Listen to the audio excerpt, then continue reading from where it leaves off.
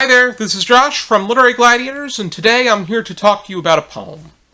The poem that I'm going to be talking about is called The Observer by Bruce Boston, and it appeared in the March-April 2023 issue of Analog Science Fiction and Fact. Poetry in speculative fiction is not necessarily as... You don't recognize it as much, and it doesn't really reach the acclaim that prose does within genres, because usually genre readers are more so looking for they're looking for something specific within that genre, and poetry is more targeted toward the literary audience. One exception to that rule is that of Edgar Allan Poe, whose poetry with horror undertones is much more common, with works such as The Raven and The Bells. But this is quite an interesting poem in the way that I can see this on the wall of a classroom, or somewhere that somebody looking for motivation is bound to look. And I'm going to read you the poem because it's only 2 stanzas, 8 lines. And it goes like this. The Observer by Bruce Boston. Imagine a nothing so dark and so deep, there is never any end to it. Now that you've imagined it, it is no longer nothing. There are 2 ways that this can be viewed. There is the literal scientific view, and then there's the figurative view. With the literal view, it is there's that idea that once you acknowledge and once you give nothing an identity and a description, it becomes something. The thing to keep in mind is the lines of describing nothing as so dark and so deep, there is never any end to it. Nothing now has an identity. You can now describe it, so it becomes something. Something that's so dark and so deep and that there's never any end to it, could apply to a dark hole in space, that something could be made out of that. A desert in the middle of nowhere can also bear something to living beings of some sort.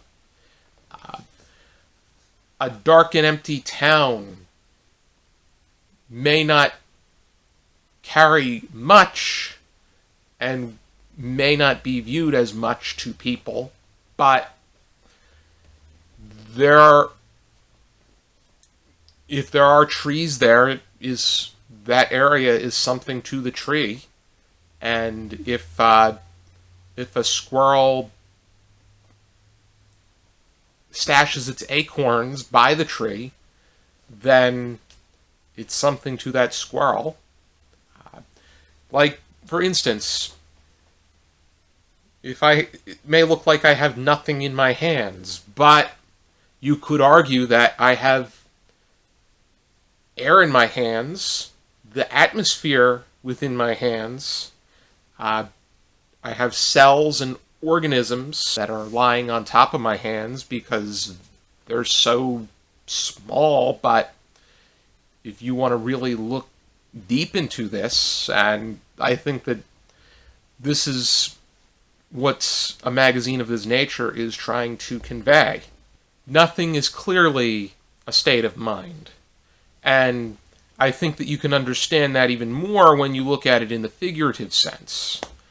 Because when you look at this poem figuratively, once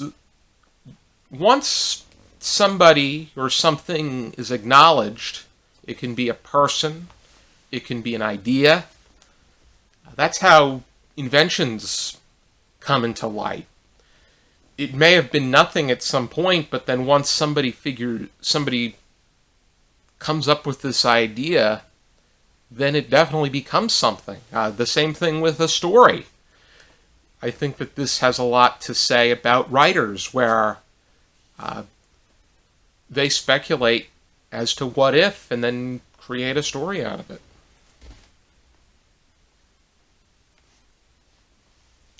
I think that being on BookTube, one subscriber, one like, one comment, that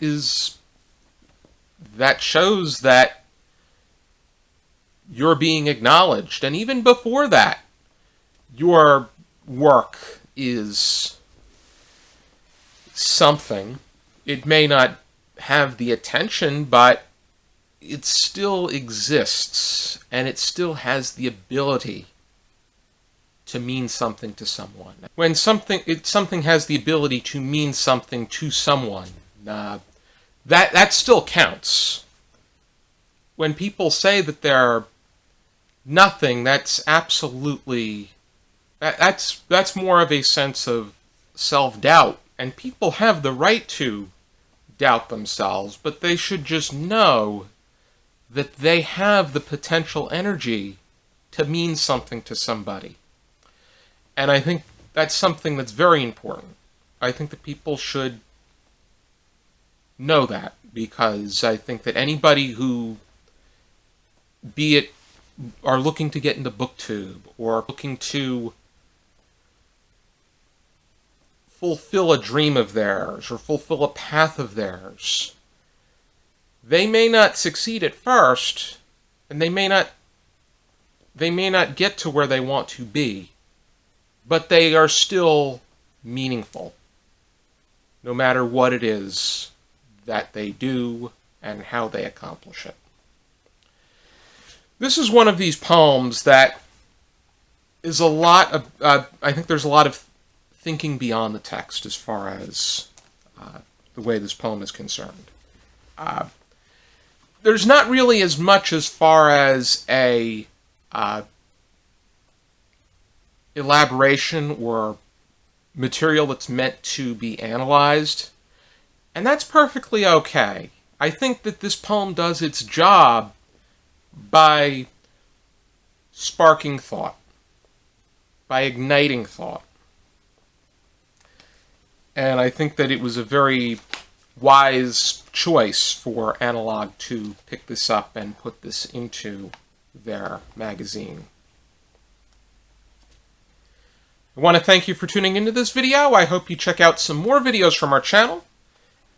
And if you like what you see, please support us on our Patreon, for the money that we make will allow us to provide you, the viewer, with even more great content.